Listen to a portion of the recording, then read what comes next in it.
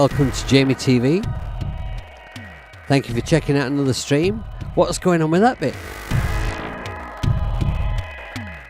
That sound's gone all wrong. That seems like Phase Monkey's kind of loaded back up with, let's just go to this view here, with the wrong sound, or it's for some reason messed up. Let's have a look at it. I don't think that's the sound that I chose.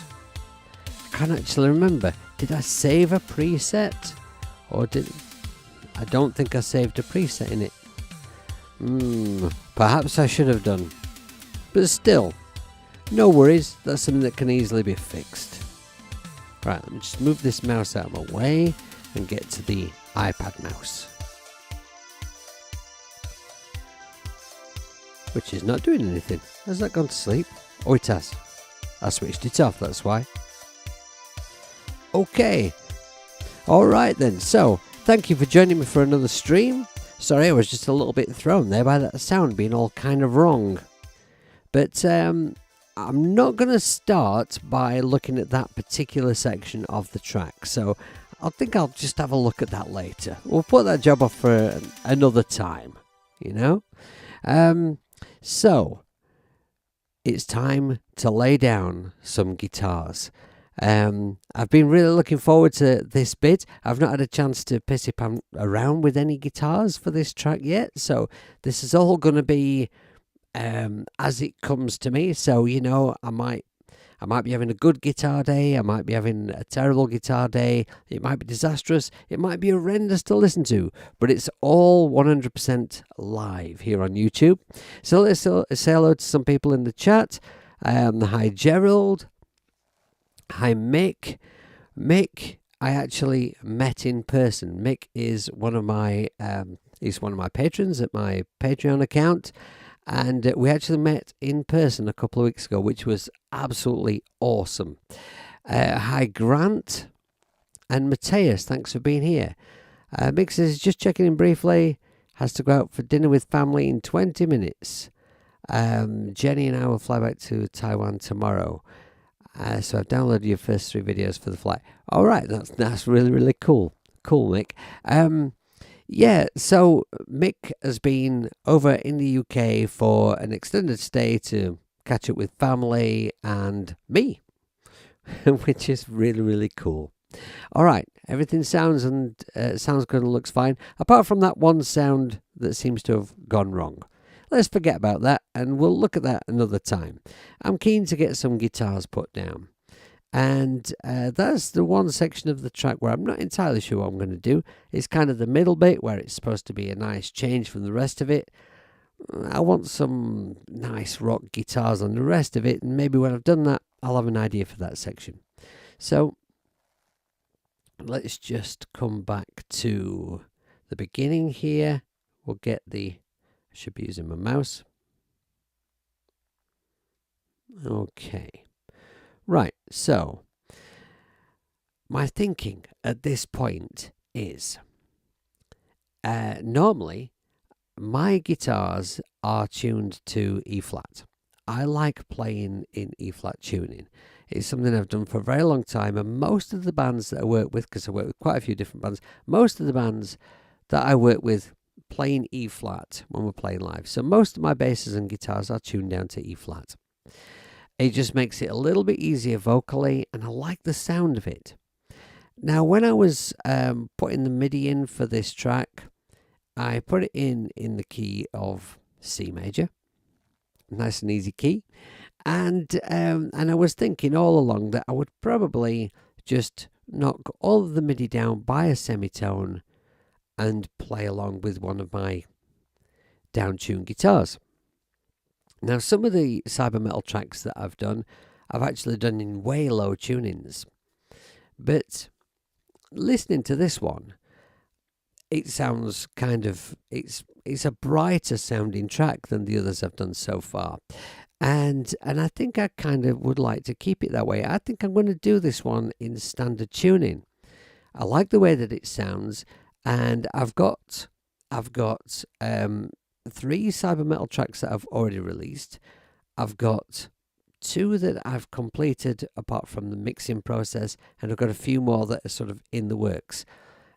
And this is kind of the only one that's like sort of fairly chirpy sounding for most of the track anyway. So I think I'm going to keep it that way. I think, that'll be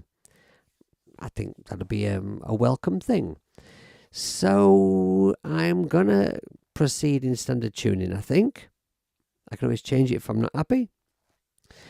Now my plan was, we've got this first section here, and then we've got the first change here, which climbs. We've got this nice arpeggio,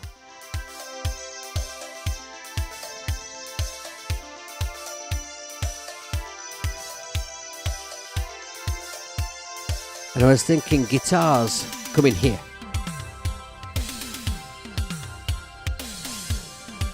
So we could have this whole first section with no guitars on at all, and have it very much a cyber metal track. It sounds quite synthwavy actually, as it is. There's more to be added to it. There'll be more instrumentation on it, but I'm thinking keep that first section all very synthy, very synthwave / cyberpunk.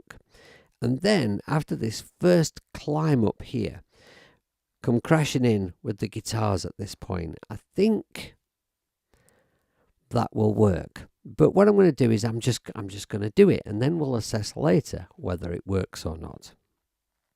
Because, my ideas are not always brilliant, So, first thing I'll do then is I'll come down here and we will add an audio track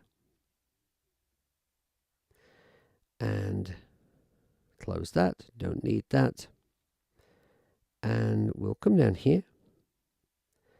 And what I'm going to do is, see, when I'm recording guitars, I don't worry about the sounds very much. Hey Russ, thanks for joining us, dude. I don't worry about the sounds very much. It's about getting the parts down, multiple guitar parts that fit, that work together. And then after the fact, after I've recorded all the parts, then I start looking at the guitar sounds. So I probably will open various amps up today and, use various sounds, but they will be subject to change because you don't really know what you need to do with those guitar amps anyway until you start hearing them in the mix, which is the advantage of using software amps. I don't know how we ever coped back in the day when we had to actually commit to a sound through an amp and mic it up and record it. So what I'm going to do, I want a nice ballsy guitar amp sound. So I'm going to go with EN Hardball. And before I even arm the track, I'm going to come here and turn down the output somewhat because it's always like scream your bollocks off loud. And I'm going to go to the rack and activate the noise gate because we're going to be playing some noisy guitar. Right. And so I'm just going to leave it on the sound, the default sound for now. We can piss pants around with sounds later. So given that my idea is that the guitar is going to come in just here, let's just kind of set up a loop before I pick up the guitar. I think that if I just loop around the main section, and I'm thinking that then I can just have a little jam. It does. The Hardball is a fantastic amp. I mean, all the Nembrini amps are great. I have most of them. They're all absolutely awesome. But the Hardball in particular, if you're looking for a really, a real kick in the bollocks guitar sound, then the Hardball is probably the one. but it works very, very well blended, I find, with the 8180 amp, which has perhaps not quite so much girth to it and more girth, more edge. It cuts really, really well, that amp. So a blend of those two amps I find really... Stop waffling, Jamie. Stop waffling and get a guitar on. I have a guitar here. And we're going to select this view here. There. Okay. Now let me just get comfortable because I need to be in a position where I can comfortably get to the iPad and also, do I have a view where I've got the side camera and the guitar camera on? I actually don't, do I? Maybe I'll leave it on that one. That might be good. Maybe I'll just keep switching it around because I have lots of new views to play with. Thanks to Jade Star. Okay, so I will arm this track. Just be careful that it's not too loud. Right, I'm just going to get myself a volume set up.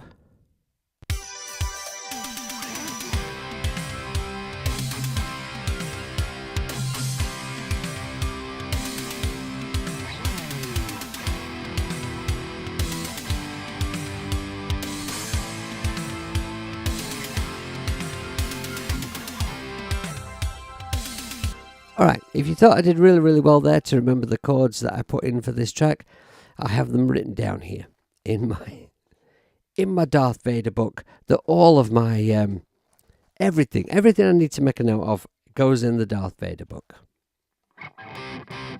including ideas for videos and streams to take place after I've completed the Songtember thing. I'm making a list in there. I keep getting suggestions and they keep going on the list. This guitar, by the way, is a Les Paul copy made by Vintage. It's a V100 AFD. It's an unofficial tribute to Slash. It's absolutely gorgeous. It's as good as any Les Paul, but it doesn't say Gibson on the headstock, so therefore costs about a quarter of the price. It has no covers on the pickups, which I think makes it sound a bit more open and raw. I love it. Right, let me know if the guitar level is okay for you with the music. I don't want to be... Sometimes I play with it kind of quite a lot louder than the music, and I don't want to blow your eardrums out. So just let me know if the levels are okay.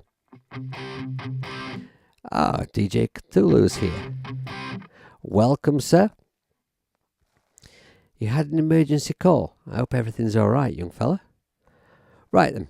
So, where was I? What was I doing? I forgot. Oh yeah, let's tune. Now, in Logic Pro, we have a tuner built in, which is pretty awesome. It's a very, very convenient and nice thing to have. It surprises me actually because other than that, the DAW to me, whilst I do think it's very, very good, it doesn't feel to me like it's particularly geared towards, like, you know, guitar players. There are lots of amazing sounds in Logic, but a lot of them are pissy pants sounds, you know, there's not a lot of rock and metal stuff.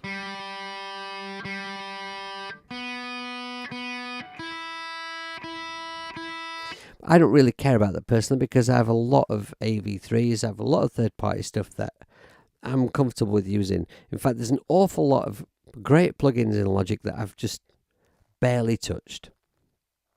Okay, now, I have no idea what I'm going to what I'm going to play. I've forgotten how to talk.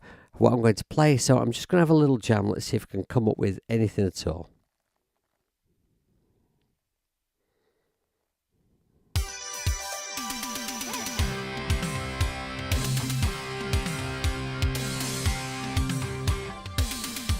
Actually, that bit, the first 4 bars are all based around C. There's a C, C4, C2 back to C.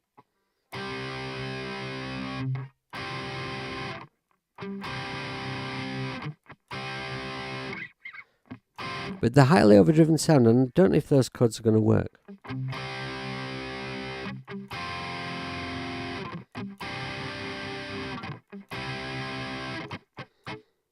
Let's see.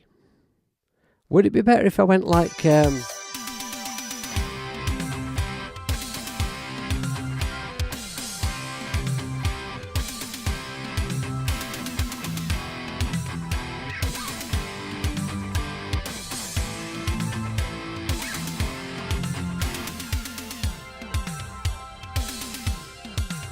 don't know where that rhythm came from, but I think that rhythm kind of... That kind of works. I wonder if this would work.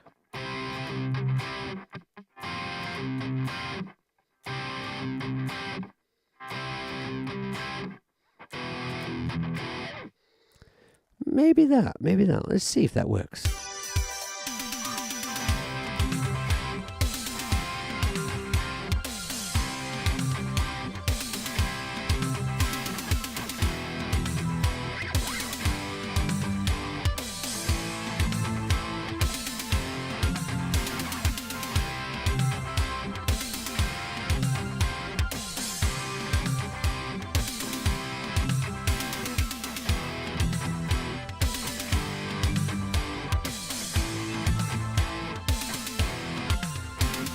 Magic chord. I set my loop up wrong, didn't I? Okay. Not that bad there. Right. That sounds promising. What I like to do at this point, if I've got a rhythm and I'm not entirely sure it fits, I like to just play it against the drum part. Does it fit with the drum part? That's the most important thing to me. Now, of course, the drum part at the moment is only MIDI. I could very easily change it if I come up with a great guitar rhythm and the drums don't quite fit. But I really like this drum part. So let's go to my mixer. Now, I haven't set up a group for my drums yet. So, like a group bus. So I'll just quickly solo these. And I'll need to solo my guitar in. Right. So let's just see. Does this work?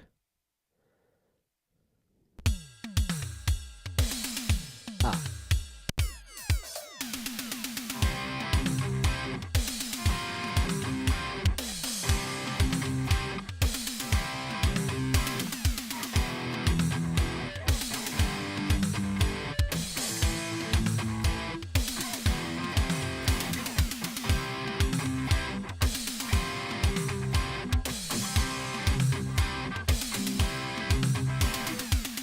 I think that works. I think that fits.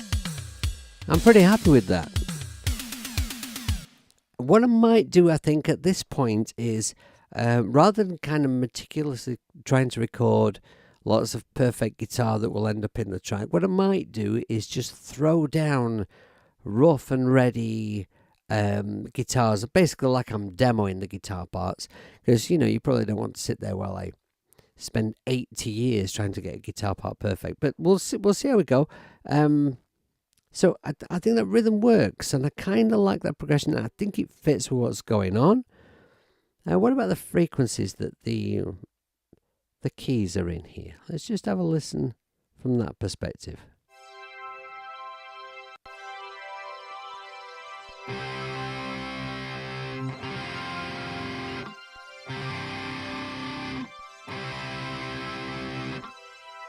I think that's got enough high end to cut through over the guitar. Yeah, Russ, dude, I've already spoken to Dean about that. If anybody doesn't know, Russ and I are in a band. We're in a band called the Delicate Giants, right? There's my Delicate Giants mug, what I keep all my pens in, because it's just too cool a mug to actually use. And we have an album that's complete that will be coming out at some point. We had a preview of a track on Jade Starr's show a while ago. Lots of people seem to like it. It really is. It's a great album. Much thanks to Russ's hard work on it, because Russ does most of the legwork, if we're honest. But yeah, I've spoken to Dean, and I am going to do something with Dean. But there's kind of like, for Songtember, there's kind of like a, it's a time-sensitive thing. So I didn't think I'd do it for this one, but I thought maybe my next kind of full-on cyber metal track, I might ask him to play on it. Is that a Gentle Giant reference? You'd have to ask Russ. I'm going to leave that with Russ. So, where am I? I think I've got some chords that work. I'm thinking about a second guitar part. Why don't I just put this one down first, and then we'll deal with that. Yeah, sensible hippie. Okay, let's just have a go with it. All it needs to be rough for now.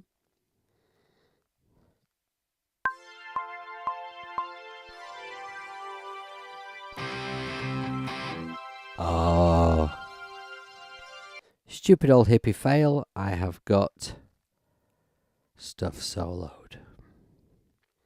Just press this solo button up here to take all those solos off. Actually, I can put this to the start of the track because I've got a little counting going on.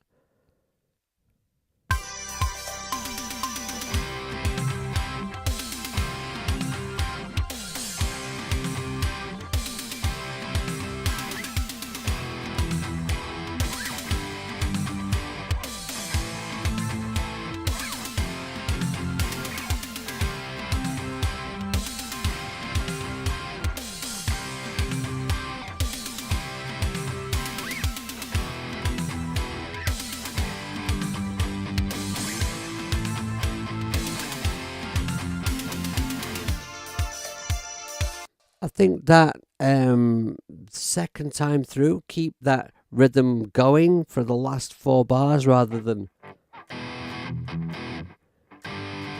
We'll make it. Helps to build it into the next section. In fact, you know what? I'm just going to do that again. I'm just going to put that down like that. Since I'm having a good idea, let's record the good idea.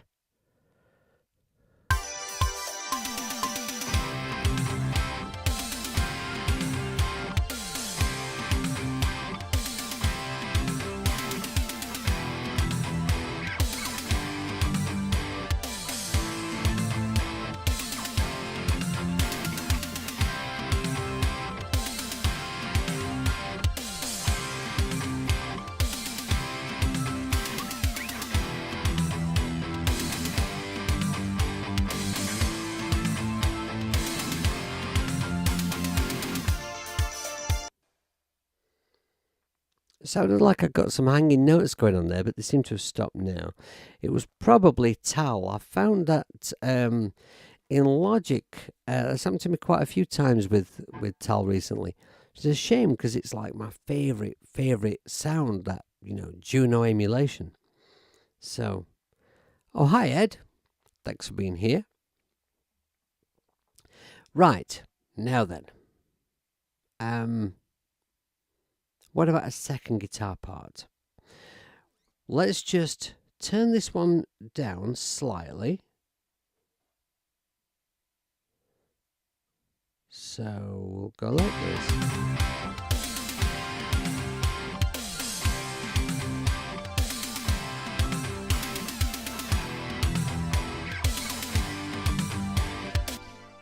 Right, okay.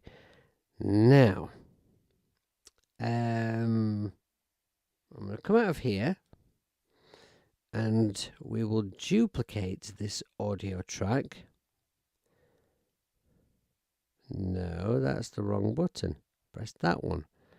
Okay, right. So we duplicated it, but I've not... If you want to duplicate a track, and the audio that you've recorded on the track, you press and hold on this button, and then you can duplicate track with content. But I don't want that. I just want to duplicate the fact that it's an audio track and the plugin I've got open on it. Okay, so I'm looking for, let's put loop back on.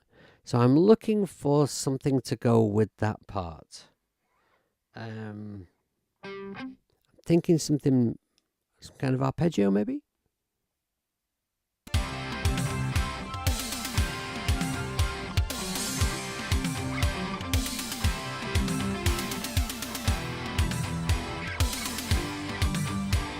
All right, let's work something out. There you go, see? That'll be tal. Now, I didn't know this the other day because I've never experienced this problem with tal before, but if you go into tal and press down here, there is a panic button for hanging MIDI.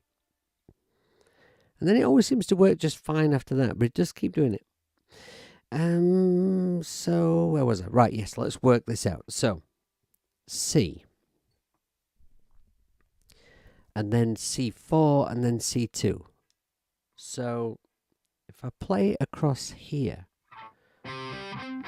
across the top of the A-shaped bar chord, miss off the root note.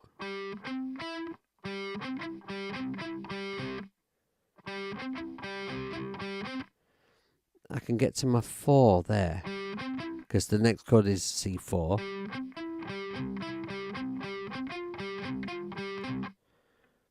And then I have to change shape for C2 and back to C.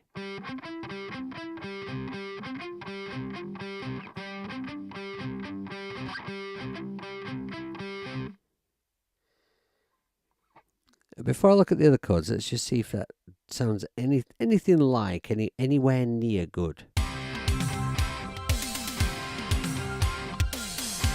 Oh, that's annoying. Let's just move that back.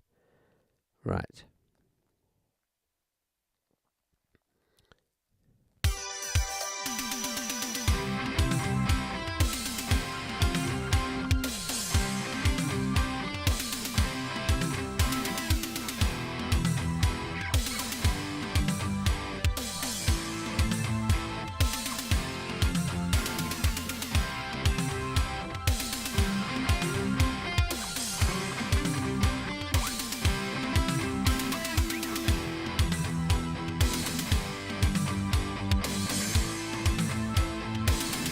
Try again.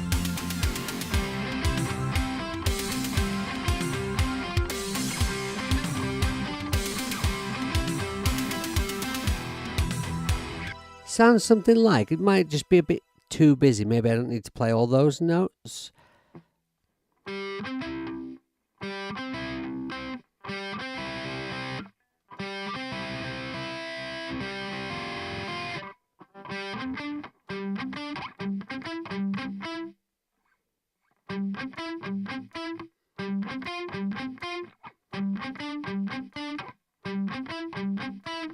Maybe I think the muted sound, I think that.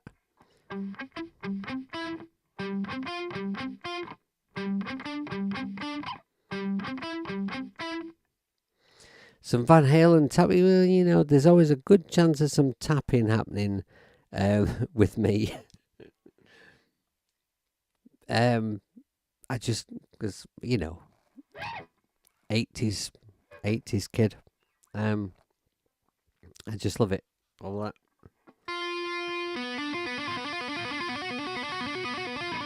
All that stuff.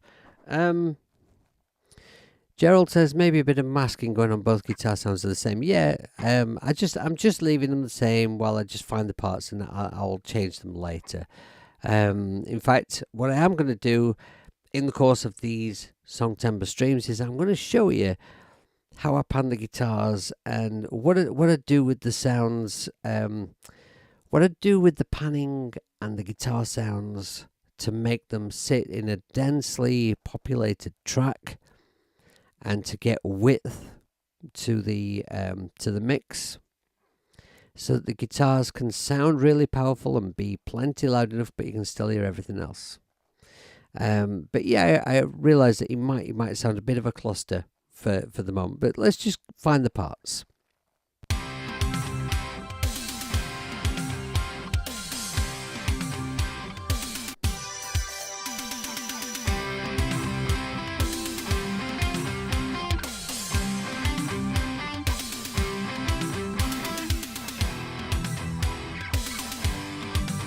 I think that works.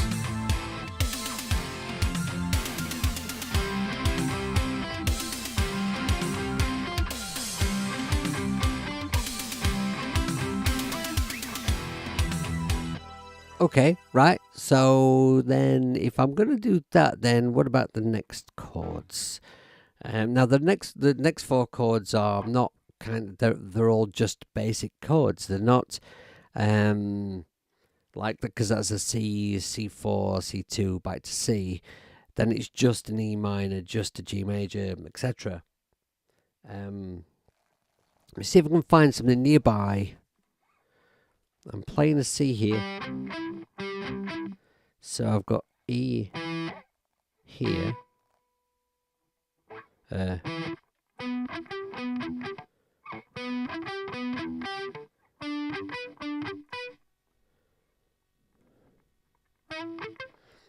don't really want it to move that far away frequency-wise.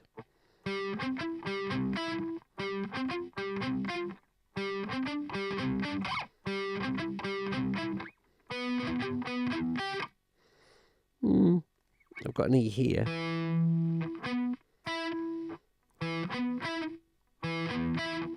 That might work if instead, for these next four chords, instead of going playing all three notes of the chord, I could maybe just do root fifth octave. Actually, if I do that, I could play the same shape. It doesn't matter whether it's major or minor. So G would be there. A and F. Let's check that out, see if that's any good.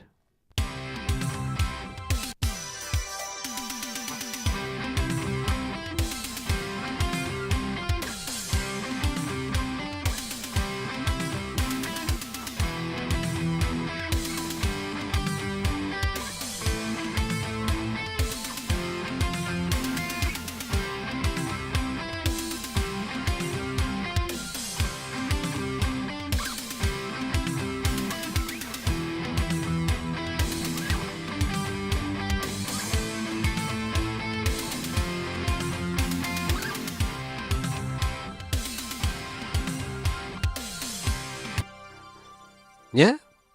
What do you think? Russ says he loves to use spatializer on guitar to spread it out. That works cool as well. Ed says, I agree, Russ. I love wideners or doublers on guitar. I always double or triple track my guitars. Right, well, I'm going to go deep into this stuff. But I'll tell you a little overview briefly, right? And this has been a fairly recent development for me, because I never really had much time for people who said, you should pan everything either center or hard left or hard right. I've never liked that idea. I always used to kind of find a space in the mix. Everything kind of had its own place in the sort of spectrum of available pans.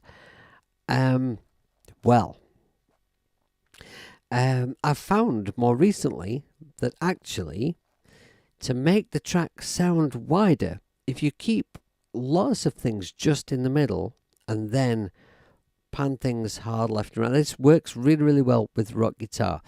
Now, if I was recording something that's like one guitar, in the way that, say, like Eddie Van Halen was just such an immense guitar player that they recorded one guitar part and it didn't need lots of extra guitars on there. The guy was like the best player ever. So one guitar part was plenty. So in that case, then I'd look at maybe putting it in the center and using something like spatializer, using something to widen it out, possibly.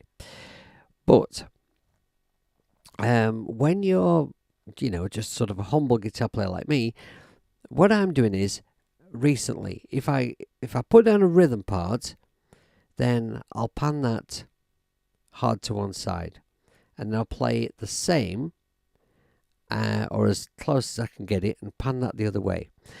Now, a lot of people just copy that guitar part across.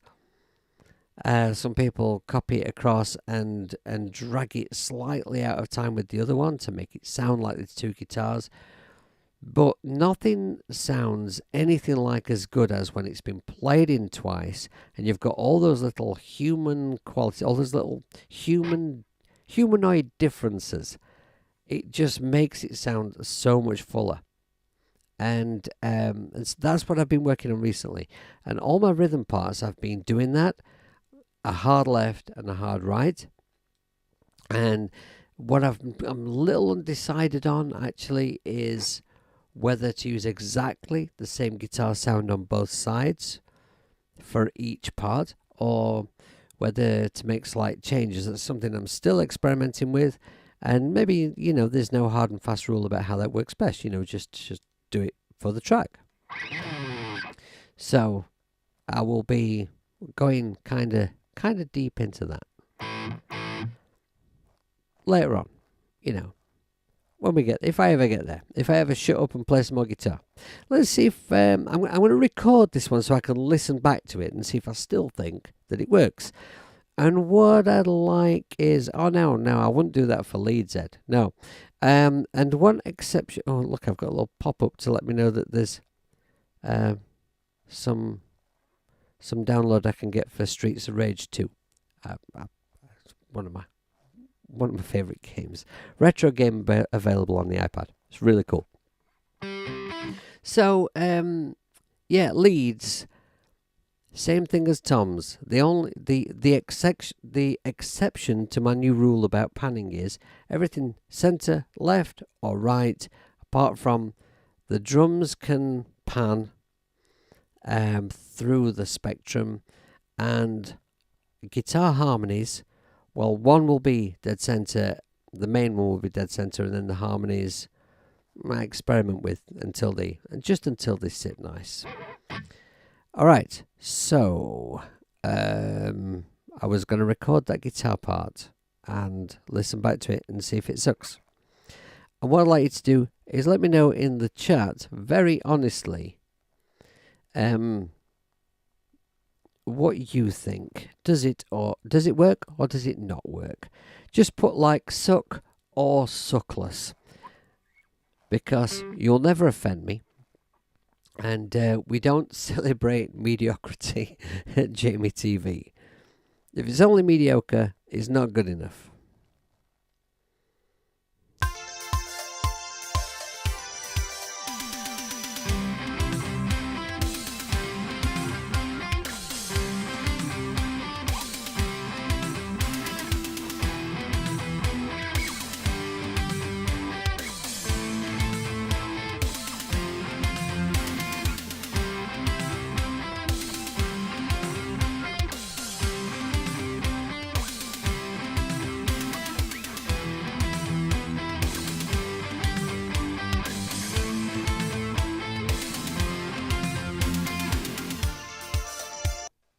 Right, okay.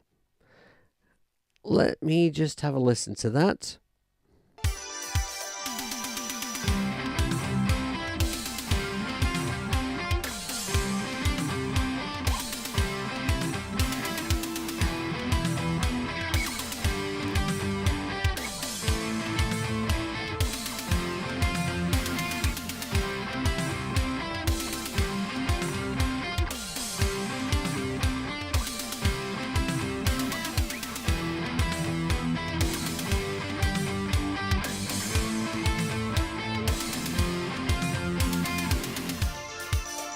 I think if it was played neater and in time, I think that's good. What do you guys think? I want to just hear the guitars together.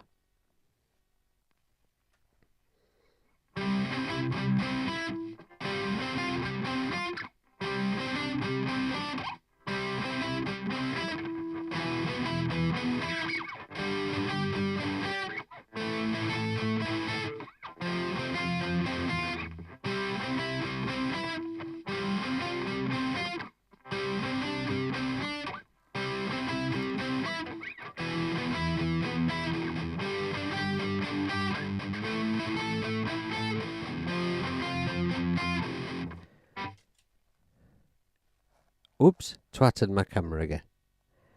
Yeah, DJ. I think you're right about the sound. I do, but sounds comes later. I'm gonna get the parts down first. Yeah. I think the timing's not fantastic. One's playing in better, but I think I'm gonna keep those. I think those parts work for that, and I think what will be nice is that the arpeggio is one note longer than the rhythm part. So, like the rhythm part, I've got. I did a play it. And then the arpeggio, that last note, there's no chord behind it. I think it might be quite nice. I think I might put a bit of delay on that sound eventually when I've recorded it right. And I think, yeah, the last part is the timing that's off, I think. And when we get to round about here.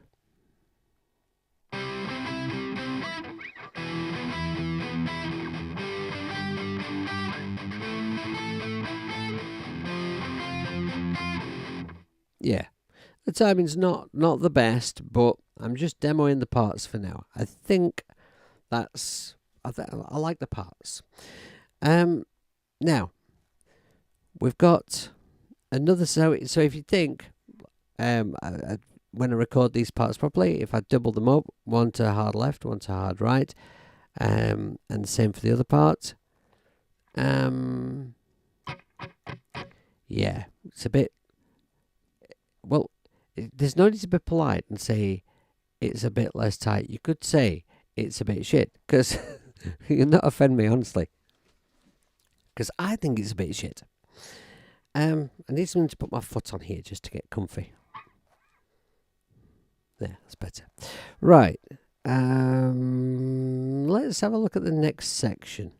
I have no ideas for this section at all.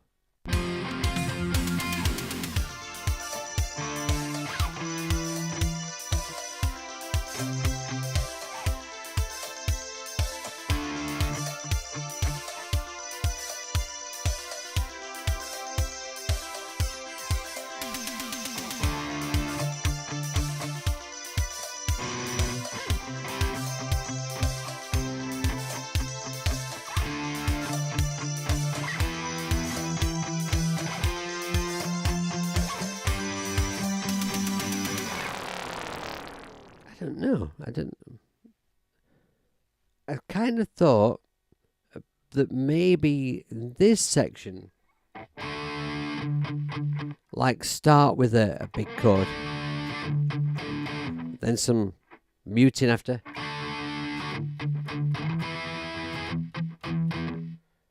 That sort of approach, maybe. I'm going to need a loop for this section.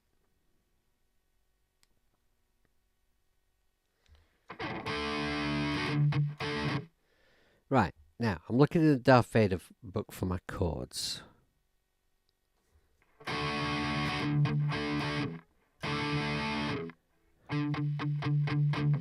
Tight delay might sound cool on that part.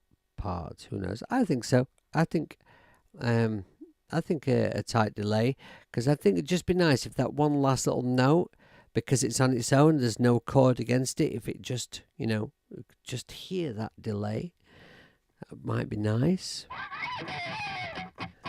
Yeah, I mean, I think the thing is, Ed, I think I think it's important to be really, really hard on yourself, because for me, I hate it. I absolutely hate it when I've recorded something, and I know, that thing where you kind of know that there's like a little bit there that could be a bit better, and you tell yourself it's all right because you just can't face doing it again, and then years later you hear that recording and you just want to kind of curl up in a ball and have a bit of a cry because you never redid that bit, and it really kind of smacks you in the teeth every time you hear it.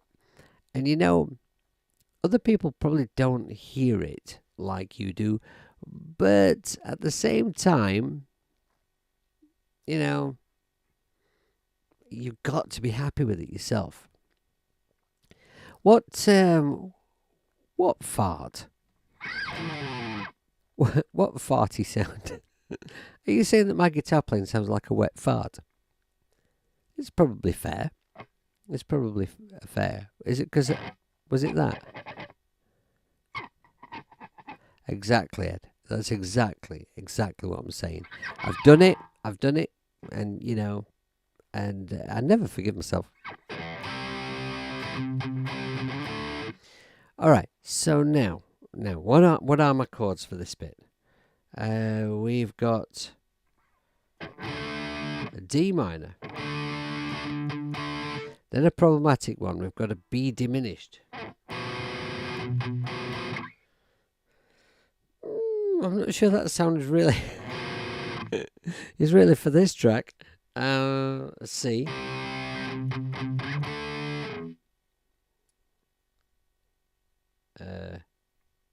There's a weird sound. Yeah, it could just be a buffering glitch. It's all saying excellent connection at the moment, but, well, recent experience, you never know.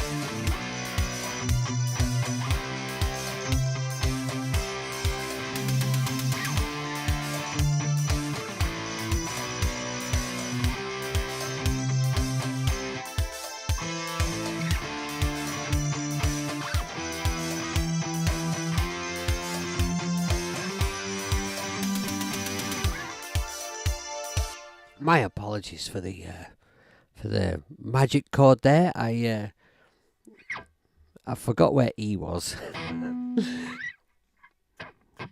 Right. No, it's when it goes into the next part. Oh yeah. There's a sound effect. Here. Oh, I see what you mean. Yeah. I'm never going to unhear that now. Oh yeah, and for anyone who wasn't here at the very beginning, the sound that I chose for Phase Monkey has screwed up for some reason, as you can hear. But I'm going to just come to that later. I can't bother dealing with that now. So, yeah, what about that rhythm then? Is that any good?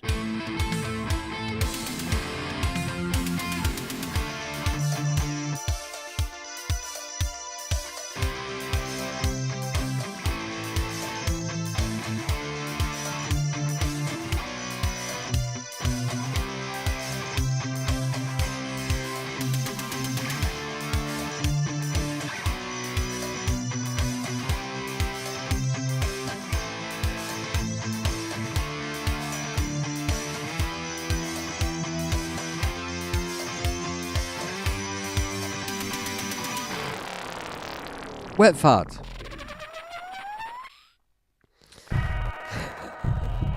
Well, you know, if I can't wow you with superb playing, I can at least give you a laugh at mature things like wet fart sounds. When I was working on those sounds in the stream the other day, nobody said that sounded like a wet fart then, and I never noticed it myself. Why does it? Why? You'd be tempted to leave in for contract. To leave what in For contrast, sorry. Do you mean the phase monkey sound? I mean,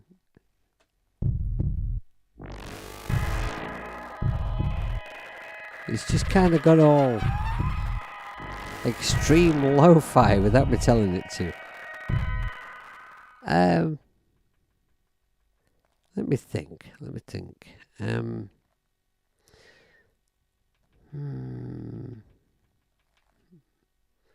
Don't want to. I don't want to deal with that now. I don't want to. I kind of think that rhythm's alright.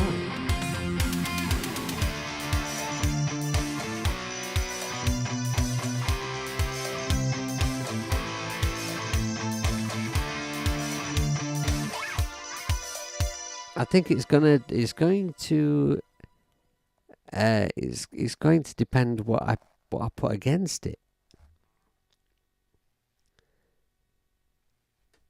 Now I don't know whether I don't know now whether to take out the wet fart sound or I don't know. I think everyone might be a little bit upset if I remove it now. but then when this track gets played on, you know, on one of the streaming things, you know, like if Jade plays it or Pete plays it, you know, or Thomas Christ, then when it gets to that bit, you're all going to kind of crack up. I mean, it's supposed to be a serious cyber metal track, for God's sake. I don't know. We shall see. Right, I'm going to put this guitar part down. Basic as it is, I kind of think that it works, but it's going to depend what I put against it. So let's put it down and see if we can come up with another part that fits with it. We'll do that on this track.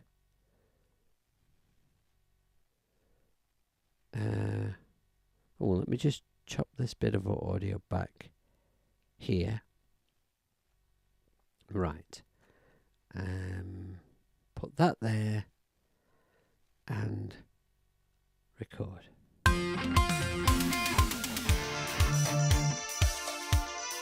It didn't even go like that.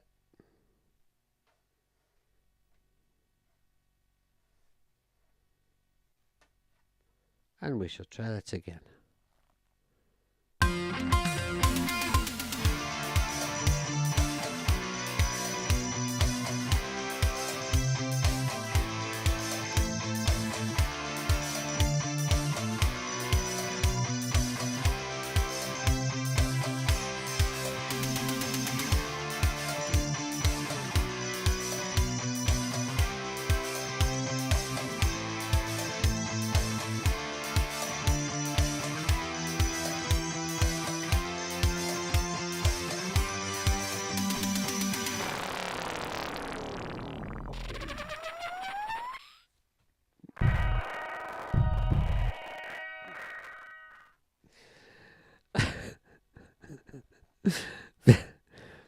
Fart jokes are always good, even in a dystopian cyberpunk future.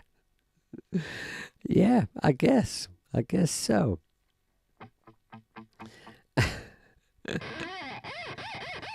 Okay. Right. So what guitar part would sound good against that then? I have no idea.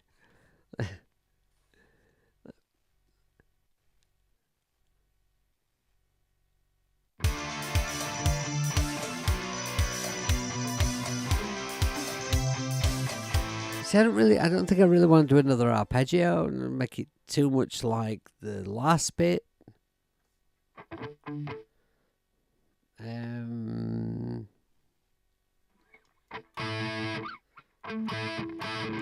Just double check that tuning. It's always the G.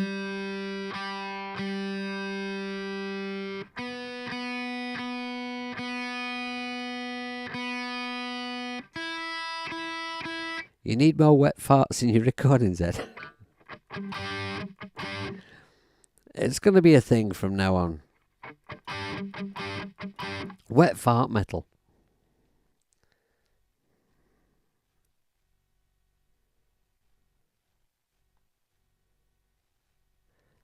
So, I don't really want to repeat the arpeggio thing. Maybe a higher frequency chord.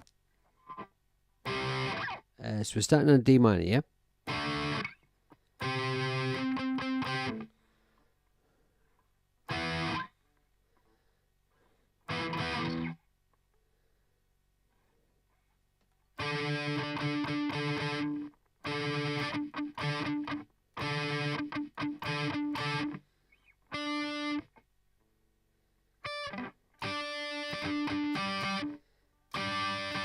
Maybe something with octaves.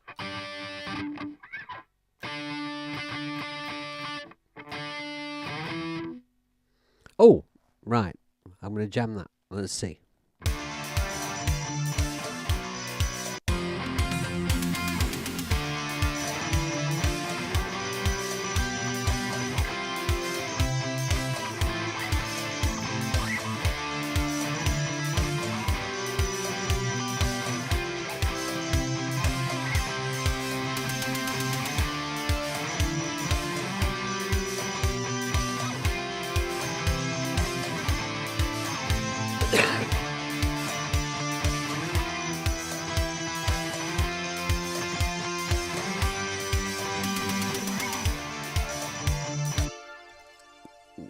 Kind of got a bit of a nice melody starting to happen in there, but I don't know really whether I want one of the guitar rhythm tracks to be carrying the melody. I don't know. I guess if it works, I guess it works. I've always stayed a 9-year-old, I am afraid. Well, everyone's turned into a 9-year-old kid. Yeah, my little boy is 9, you know. I mean, yeah. And fart jokes are very popular with him.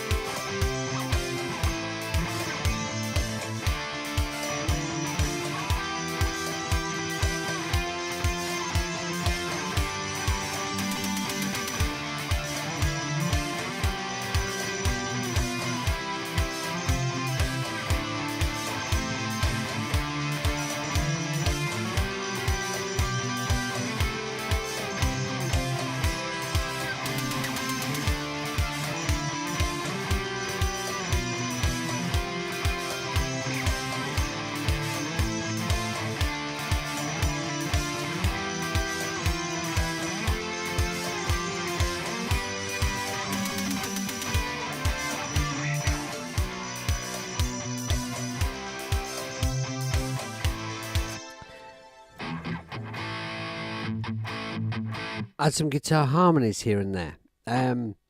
Well, where I add guitar leads, I'm thinking maybe keep it sort of simple lead with harmony part. So I am thinking along those lines, Ed. But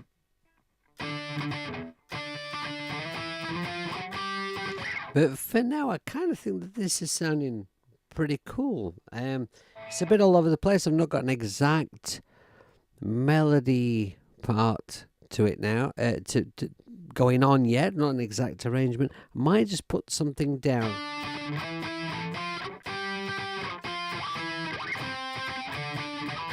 Well, it sounded like something.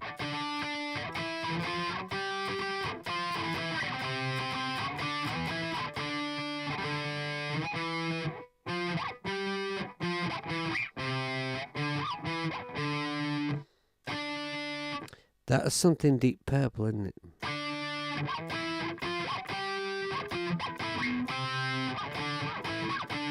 So I'll not do it exactly like that.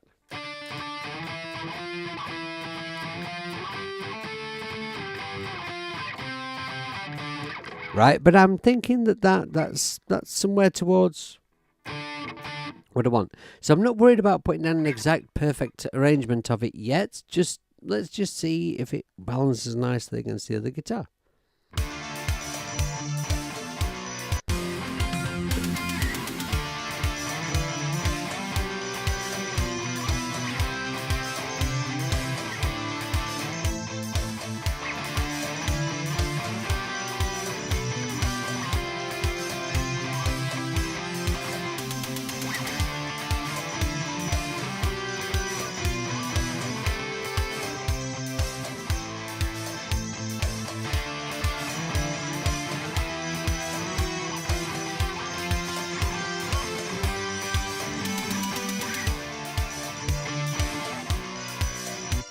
So typical Jamie, I like the end part. It's just all the other parts before that I'm not happy with.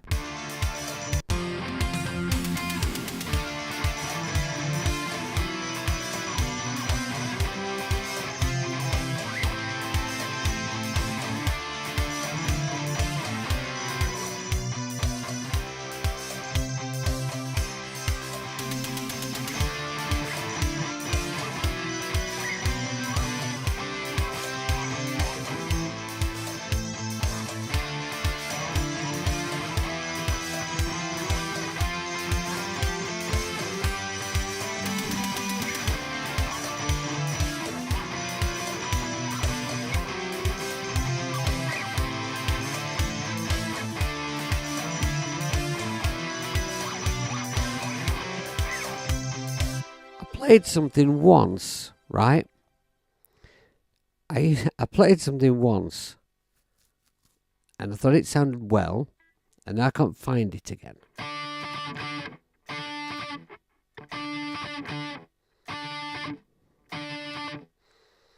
Maybe repeat that main melody line one more time, but play it with fast, triple picked 16th notes. The main melody line. Oh, you mean like, instead of playing it as an octave, but play it like that? Is that what you mean? I think I might be able to do that.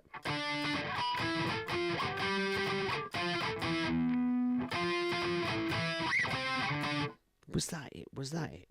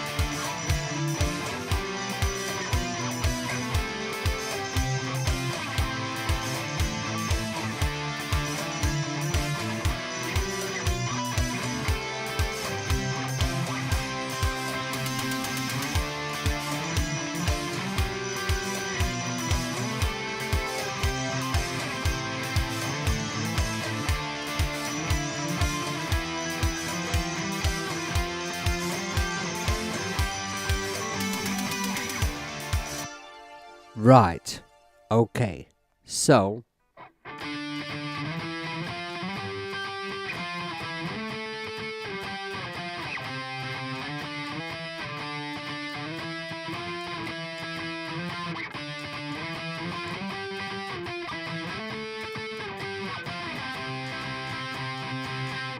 the secret to this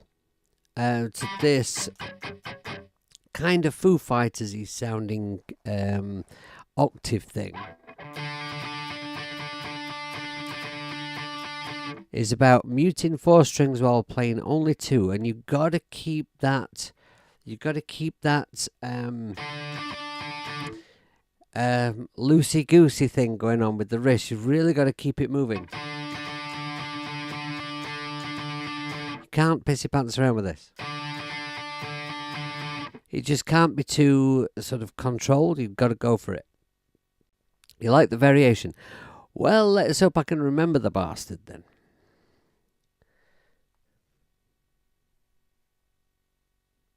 Which now, as I press record, I obviously will not. Where's my mouse gone? Okay. Let's have a little go.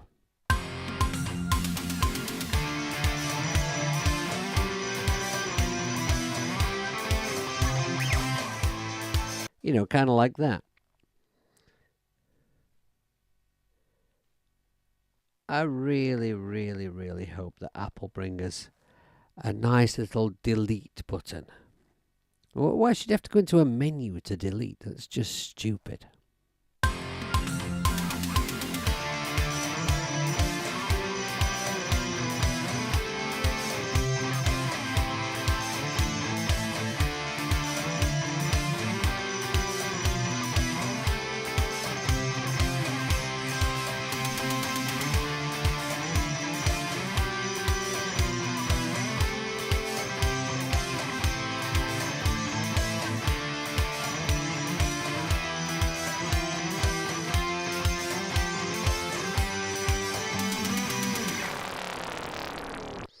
Okay, not a good enough take to keep forever, but I think that was decent. Let's have a listen to the guitar I've got so far.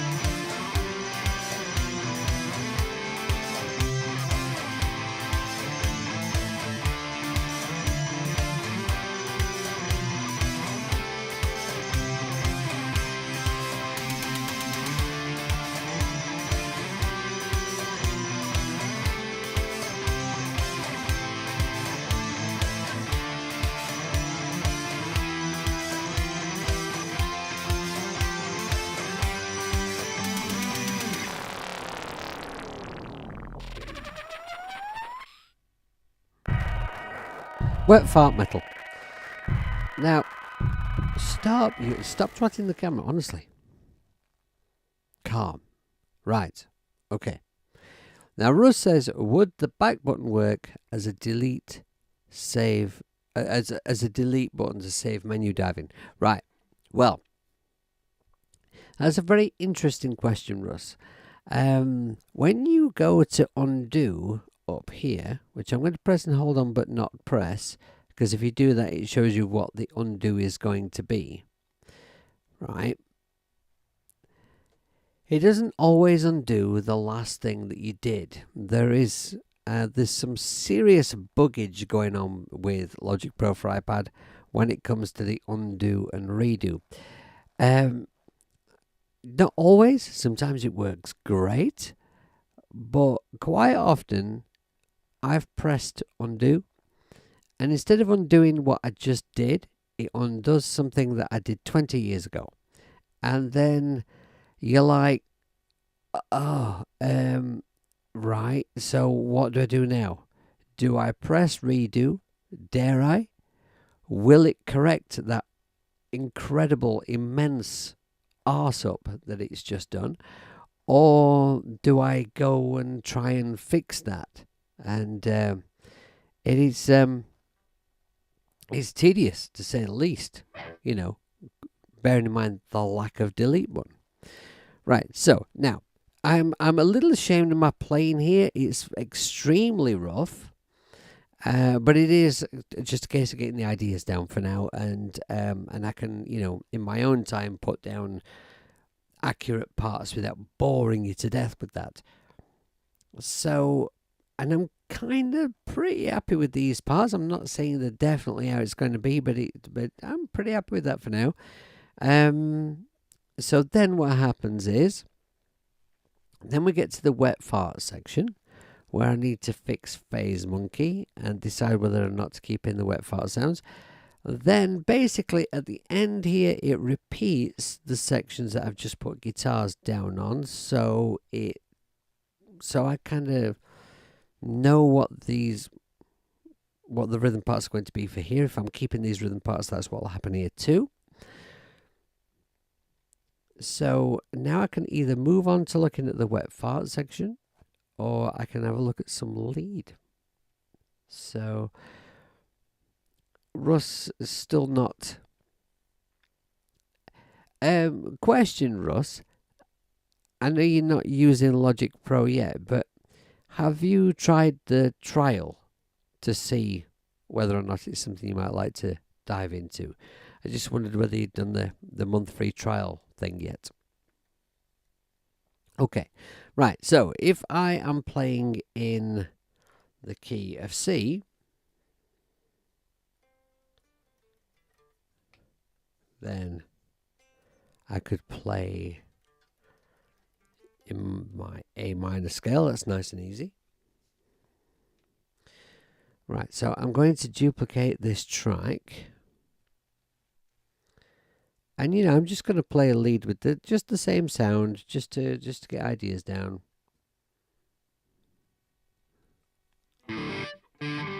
Maybe go to the neck pickup, I think.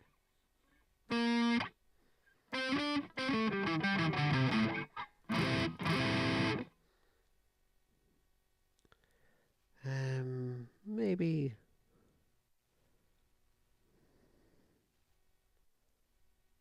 Maybe put a thing around this whole section here. Right there, and we'll go a bar in front and press play.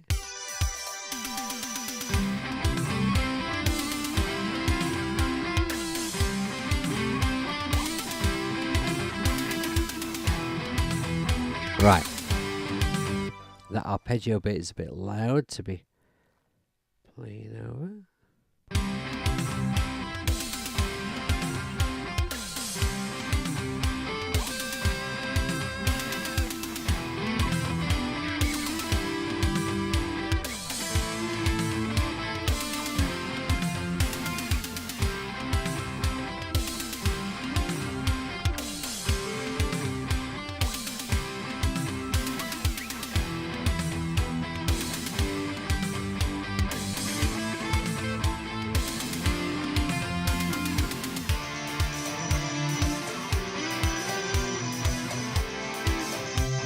No, change of heart. I'm going to just lasso the first section. I just played a couple of notes here that I like the sound of. Alright, so I've got two notes.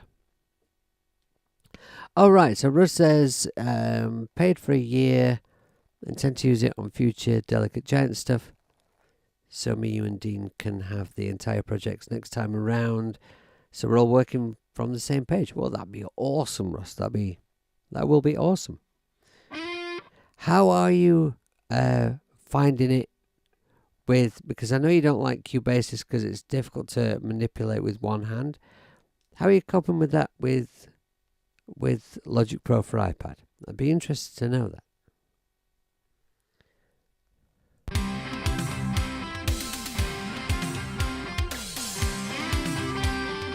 Got two good notes.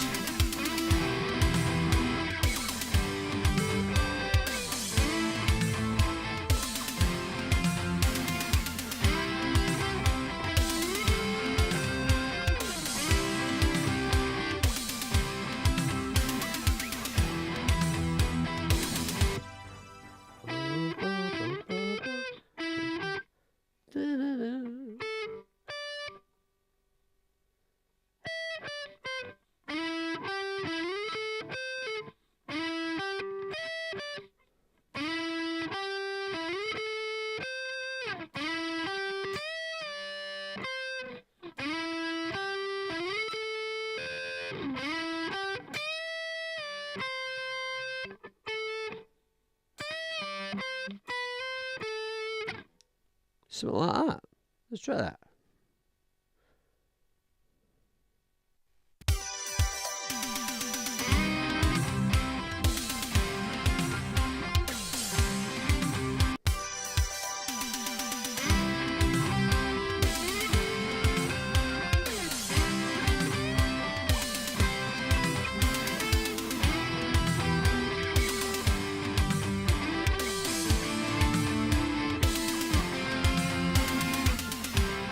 I think I could do with a little more volume on this lead sound. So just gonna boost it up a little here on the fader. It's a bit better.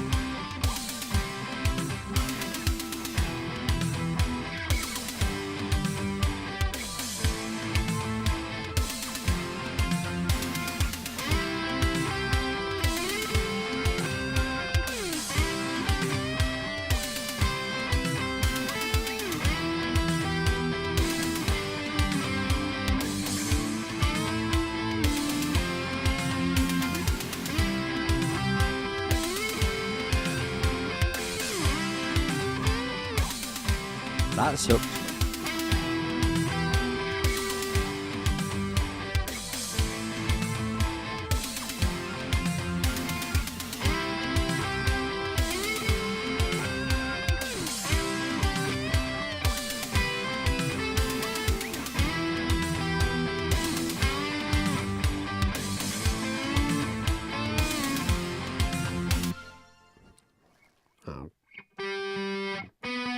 Why did that note suck so massively? Yeah, I'm just really not used to playing in standard tuning.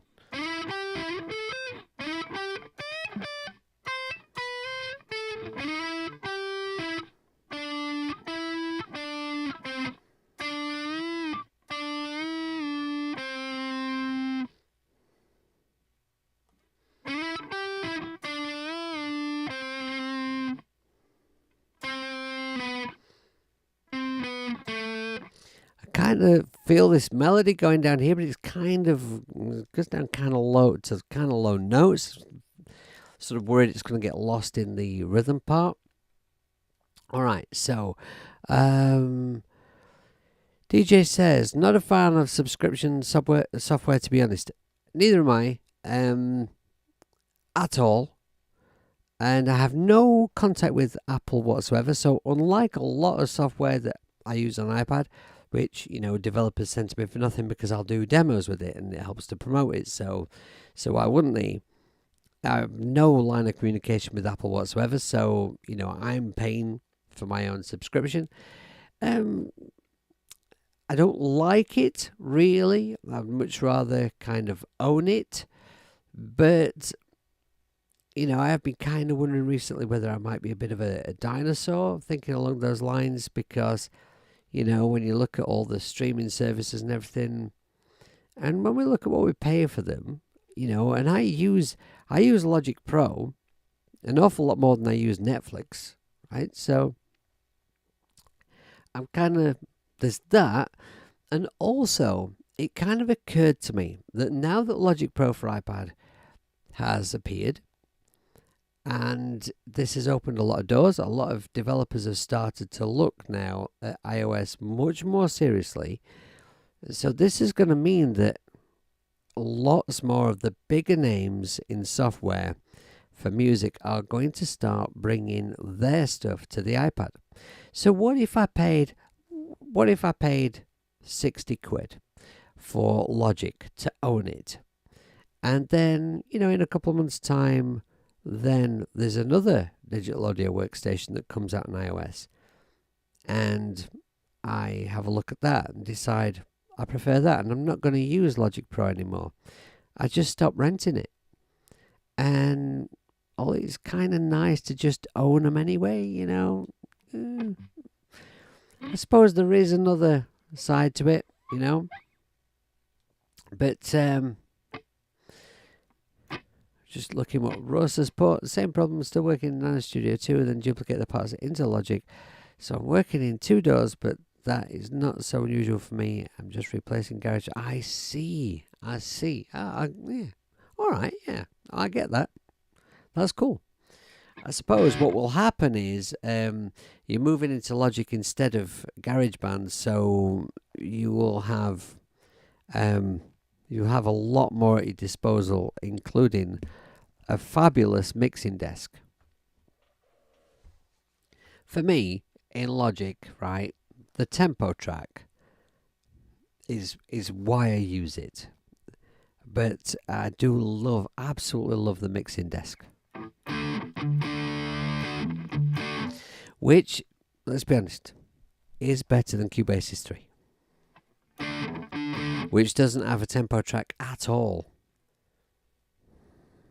Right, okay, so I kind of almost got to a sort of an idea. So I'm not looking for a solo, I'm looking for like a melody lead kind of a thing.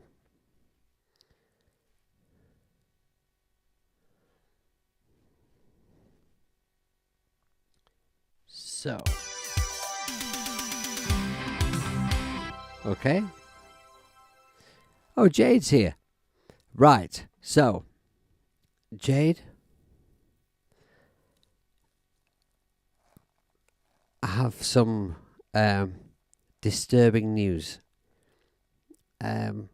We've discovered a fart sound in my track, and now that we've heard it, we cannot unhear it. And I did think it was a really awesome, cool effect. And when I worked on it the other day, when I came up with the sound and put it into the track, nobody said, "No, you can't use that, it sounds like a fart." And now all of a sudden everyone thinks it sounds like a wet fart. So, so you're going to have to give his opinion on my fart sound.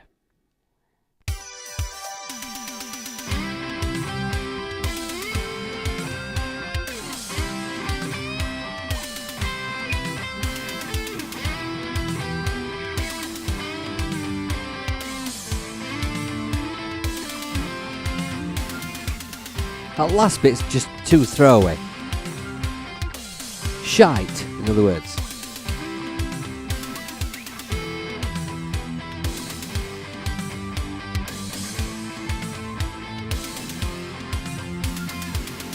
I'm going to play the fart sound now, Jade. Hey, Brad. You ready?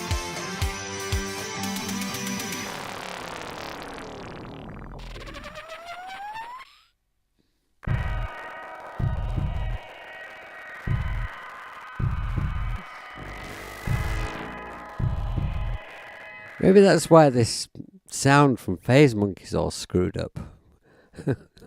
Maybe it just,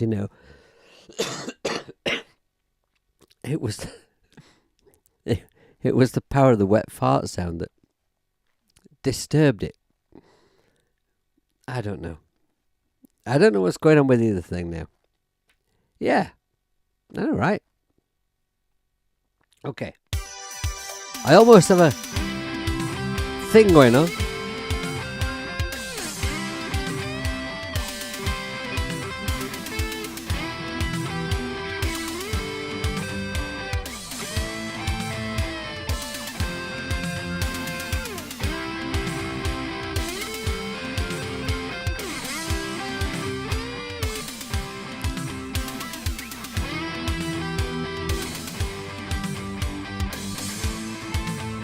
Okay, right, so hang on. Right, so if I go like this.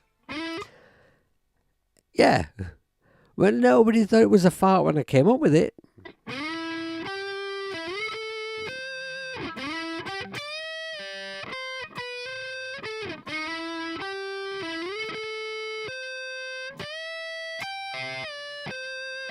So I kind of feel like that would sound good for the second half. Where it climbs up there.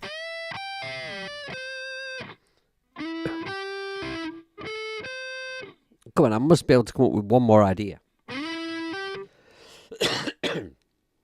Excuse me, sorry.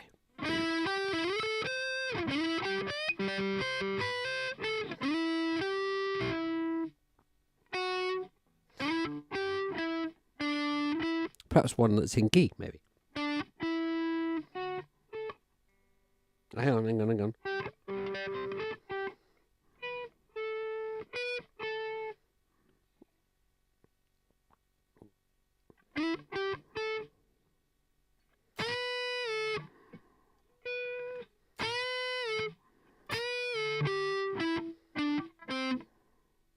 Oh, I don't know.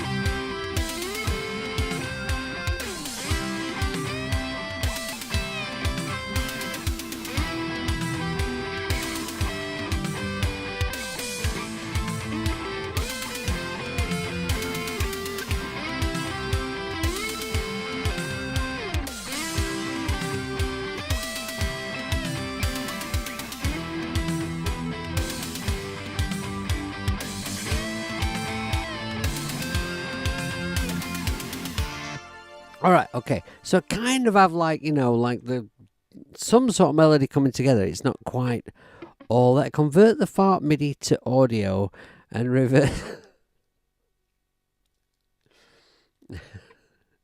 But the dangers of a reversed fart. Right, come on. I've got to nail this lead. I'm on top of it.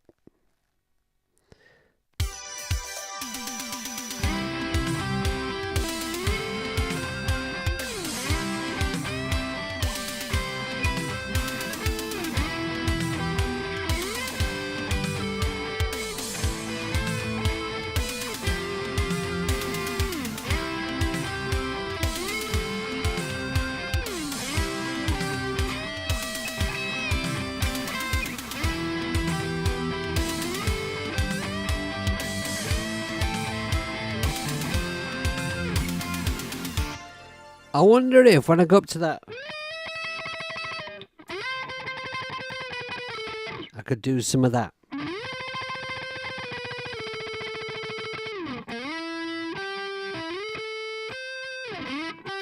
Yeah, you know what? I'm not trying to put down a perfect, precise lead at the moment, am I? I don't need to perfect it. We just need to kind of get the idea down. That's what we're after. So I'm just going to put one down whether it sucks or not.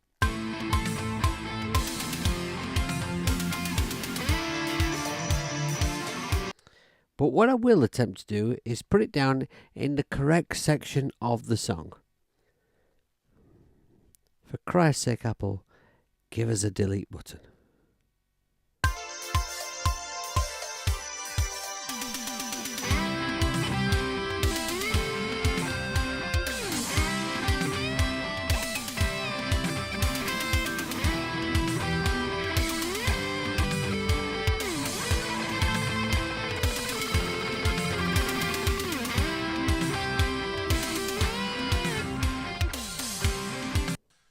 Okay, but maybe not, if it's quite that sucky.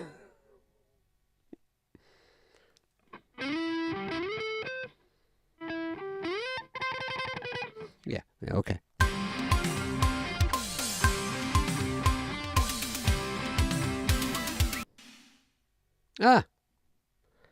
I'm just like pressing and, I'm all over the place. Right, back here. Okay. This time, this is going to be the one, right? I'm going to nail it, and you're all going to just you're going to be so impressed, you're going to forget all about the wet fart sound.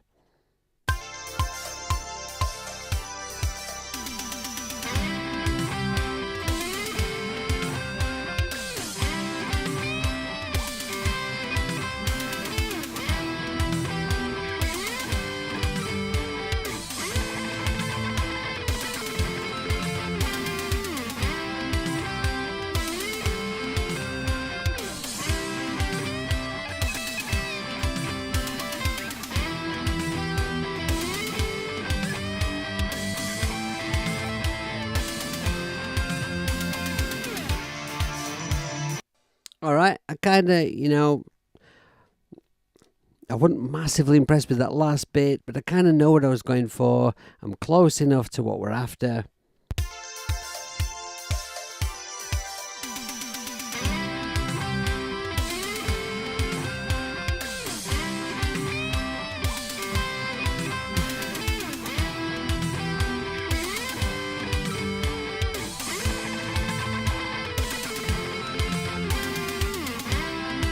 Sloppy.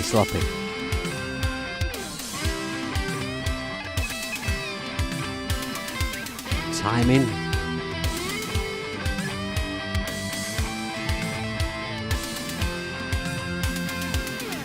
Okay. It was kind of a bit of a, the idea's there. I can work on that. I can nail that down. It's in there.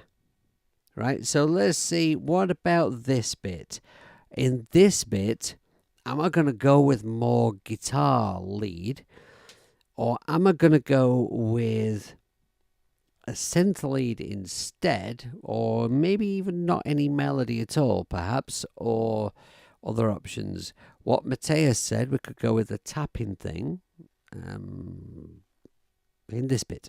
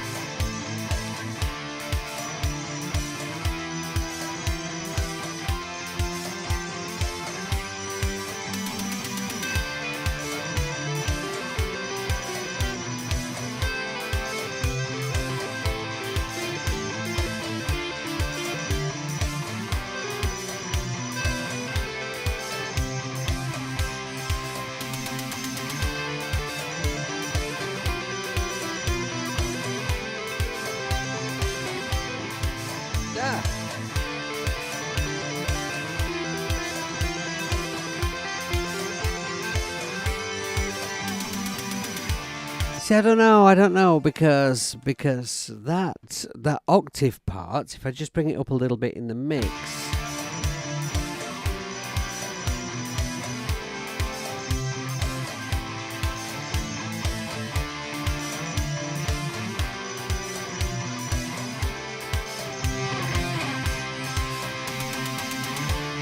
it's carrying a melody of its own.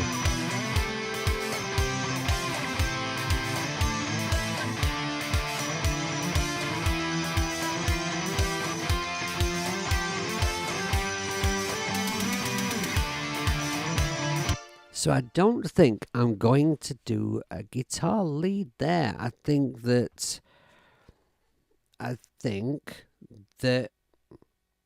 there's enough melody from the guitar there with that octave part. So maybe something synth-wise is going to sort of take over the top end. Maybe actually the bass will move around in that section. Because I think in the main section, I think in this part here, where we've put these guitars down and this guitar melody, the bass is going to be quite pinned down by what's going on there. Then in this section, maybe the bass will be adding some movement. Maybe there's enough going on. So what I'm going to do is I'm going to now move over to the wet fart section, where we have Phase Monkey and the little trick I did with pitch pad earlier, which now seems to be all arsed up. It sounded fantastic earlier today. So let's have a look at this section. I'm going to start it here after the wet fart, just for now. Right, now, is it perhaps pitch pad that's screwed up? Maybe it's not anything to do with Phase Monkey. Let's have a look. So we'll play that. Hang on a minute.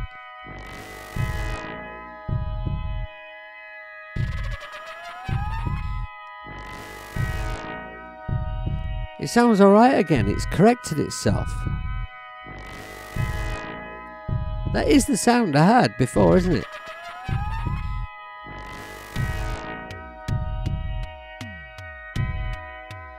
I wonder what's going on there.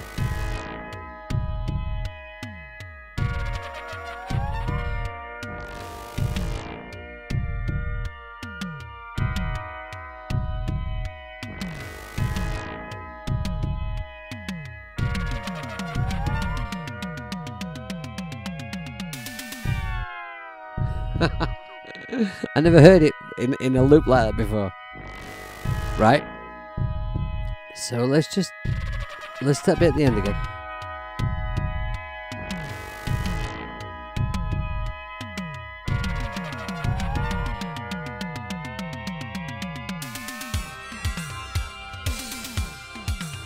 Alright, yeah, okay. I still like it. Maybe the device is struggling. Oh. Actually, you know, that's not annoying, is it?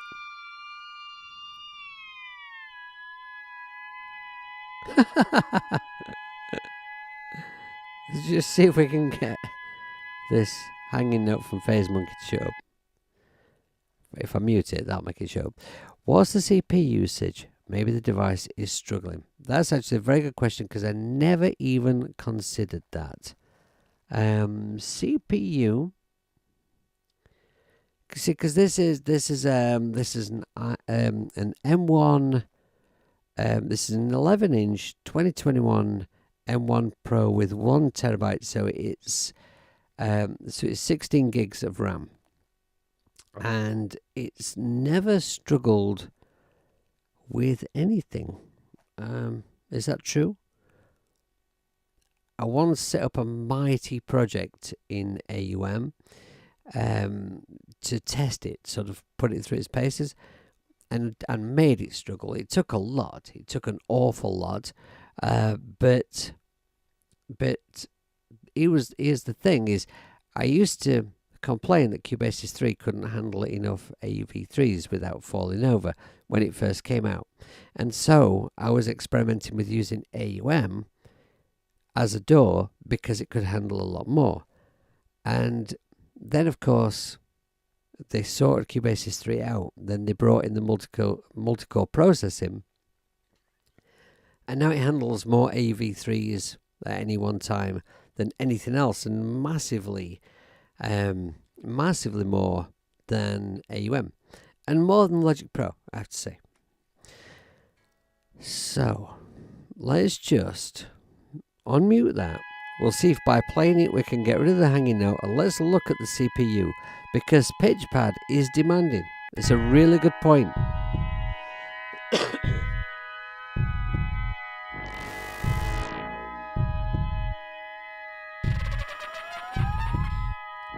I'll just show you the tempo track and the automation as well while we're at it here.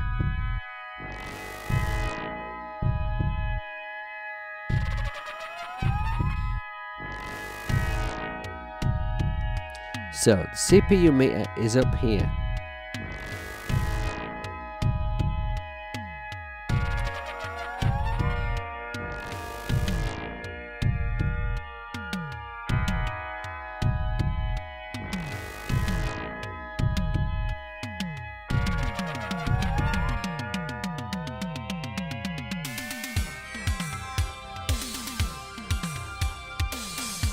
You know, it wouldn't appear to be struggling, but it is up higher than it normally is. So we're having the stream of hanging notes and fart noises. Right. So just what I wanted to do is to see if I can get a quick idea of what I could do with the guitar on this section now that it's fixed itself. But I'll close the automation and the tempo track. But hanging note. maybe there's something I should do with this actually. We'll go to Phase Monkey. I'm going to save my preset in Logic, because this sound I have amended from the preset. I'm going to call this Wet Fart Section. Right. Now I'm going to change my preset. And that is not getting... God. Just turn it down a little bit before you like really get upset. Is that... Ah, that's the hanging note button. Okay. Right, so now if I go... No, not there. Not there. Let's go to the three dots, and then we go Show Presets, and select Wet Fart Section, and now we should be back to what we want.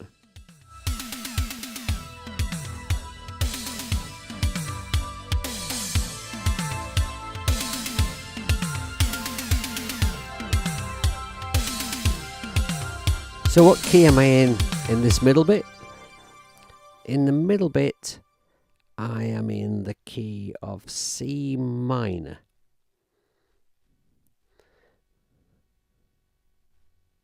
Let's do this. Let's have a little play.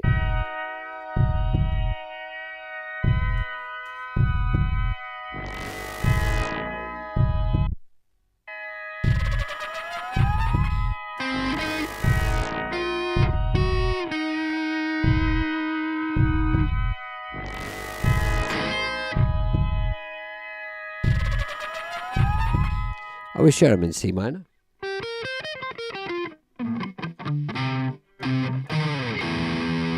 Is it my tuning? Well, let's just have a check.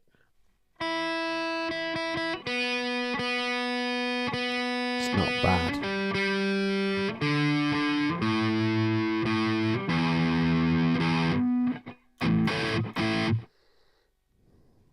Right. This is supposed to be C minor.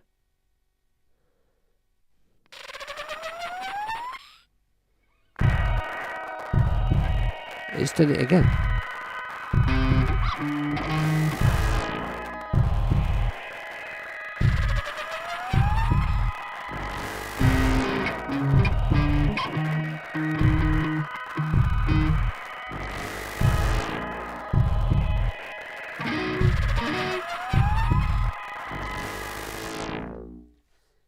Let's switch off pitch pad. Is it still the same? Ah. Something's gone wrong with pitch pad, and it's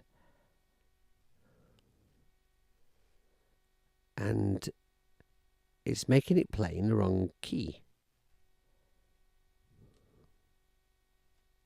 Listen.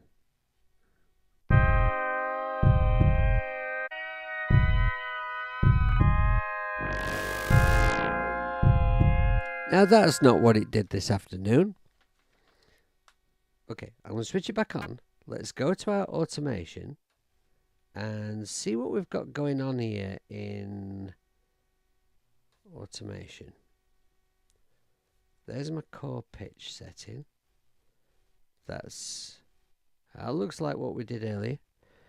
And holistic yaw. Why does that need to be there? And that. I thought I deleted those, you know. Let's delete them now.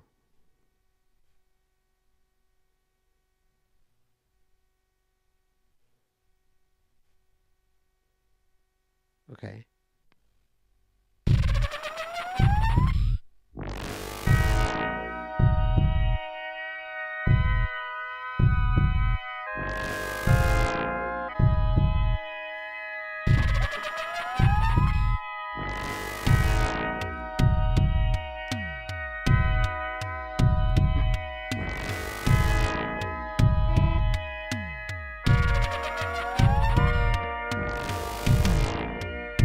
Okay, well look, I'm nearing the end of the stream. We've discovered a flaw. Don't know what's happened there with...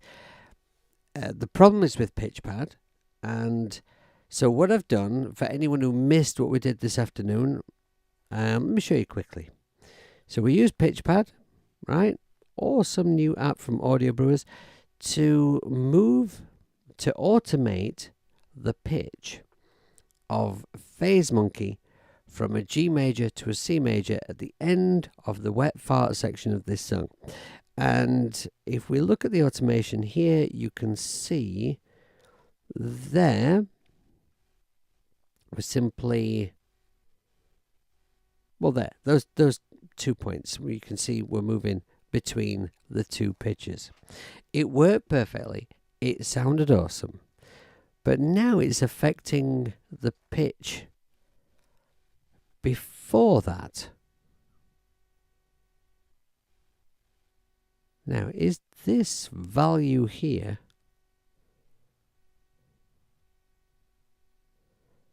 .50? Is that the same as this value over here? It is.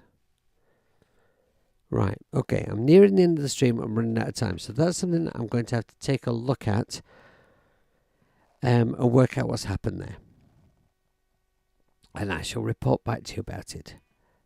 So for the moment, I'm going to leave the PitchPad switched off so that I can just have a little tinker before I finish the stream over these chords here and just get some kind of idea of what we might do on the guitar.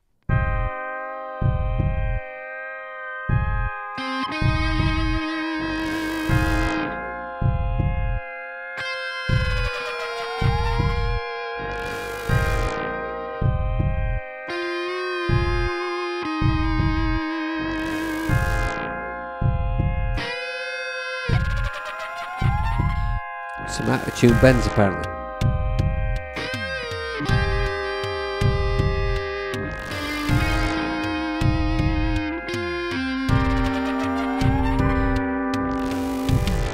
That's what I'm thinking. I'm thinking that's sort of like, you know, just miserable, slightly bluesy kind of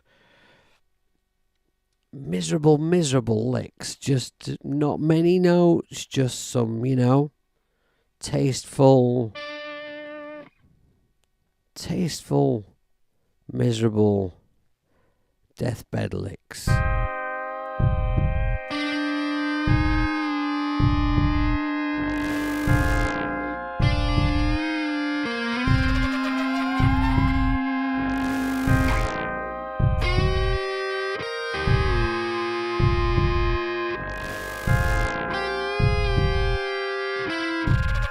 Magic note.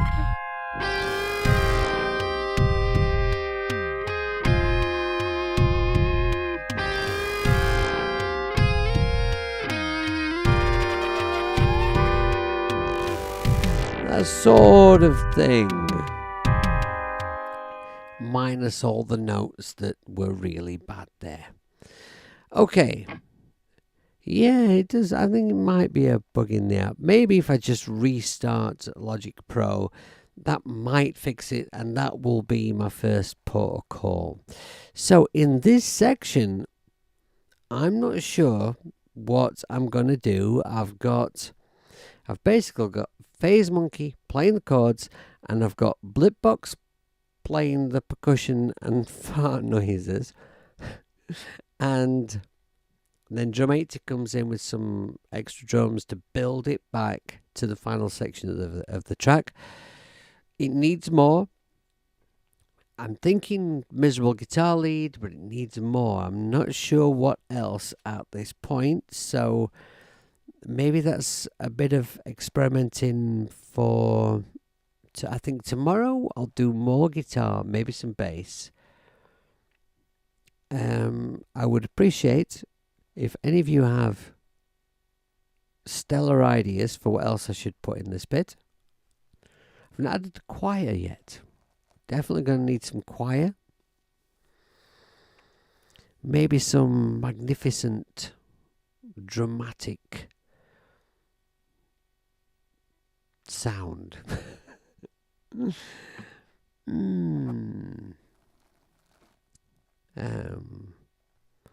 What do you mean, Jim? Do you think it might be a CPU issue? Because it doesn't. It wouldn't appear to be from the CPU reading in Logic Pro, and it didn't ought to be.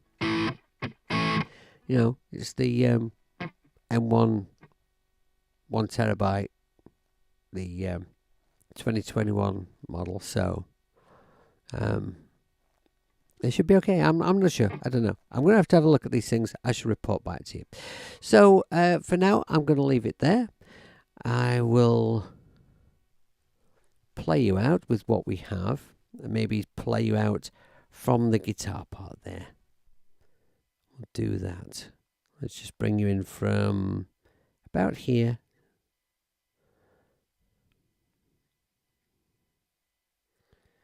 There we are. Right. All right. So thank you very much for joining me again. I really do appreciate it, because I couldn't stream for such a long time, and then when I wanted to, nothing would work. And so I thought, when I finally get this working, there's probably going to be nobody left to watch. No, people will have completely lost interest by then. But it's been really, really nice to come back to streaming and to find that there are at least a couple of people who are still interested. I hope that you're all doing very well with your Songtember projects. As I've said before, don't forget, if you need any help with your Songtember projects, if you need any advice, just reach out. It's not a problem. I am here to help.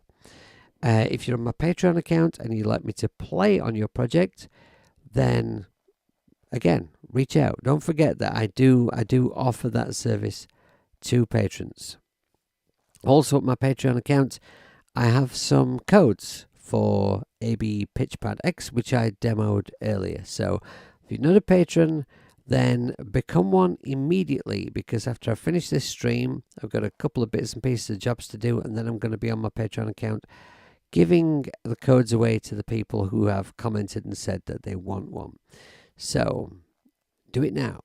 Other than that, thanks very, very much for joining me. Really appreciate it. I will be back at 12 p.m. UK time tomorrow, doing some more guitar, possibly some bass, and who knows what else.